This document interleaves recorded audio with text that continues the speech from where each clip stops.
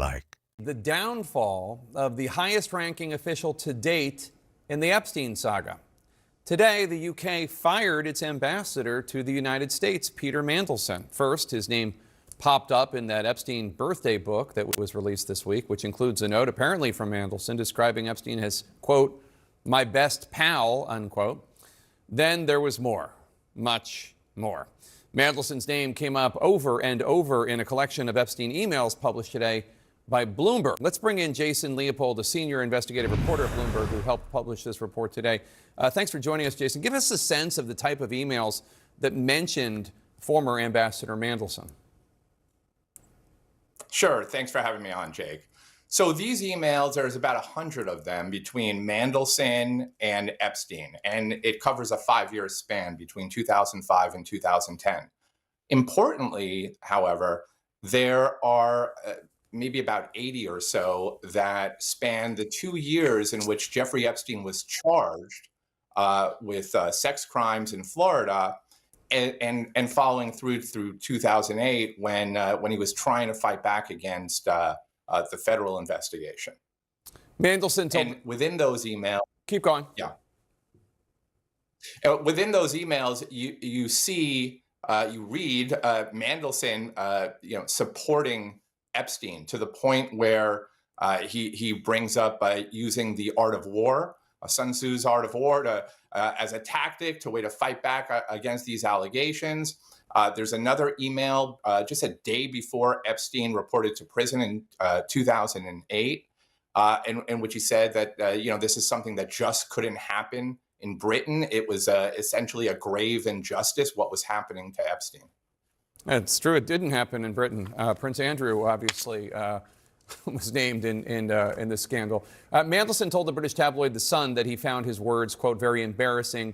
He said he regretted falling for Epstein's lies. Did you find it notable that Mandelson's not denying that he wrote these emails? Yeah, I do find that notable. But the emails speak for itself. For your listeners out there, we have a separate story that our brilliant team of data reporters and engineers put up just to explain how we vetted these emails. So it was very clear that it would be hard to essentially deny what we were presenting here. And as I mentioned, there's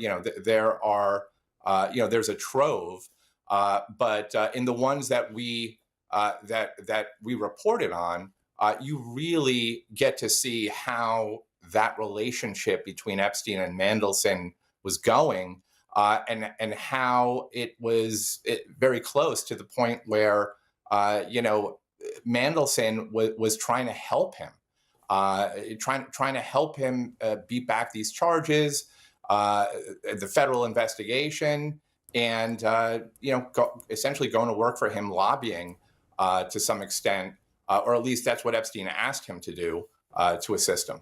You also note in the emails that you obtained that Epstein and his ex-girlfriend Ghislaine Maxwell, who's in prison right now, exchanged emails about trying to discredit the women who raised allegations against them. Tell us more about that.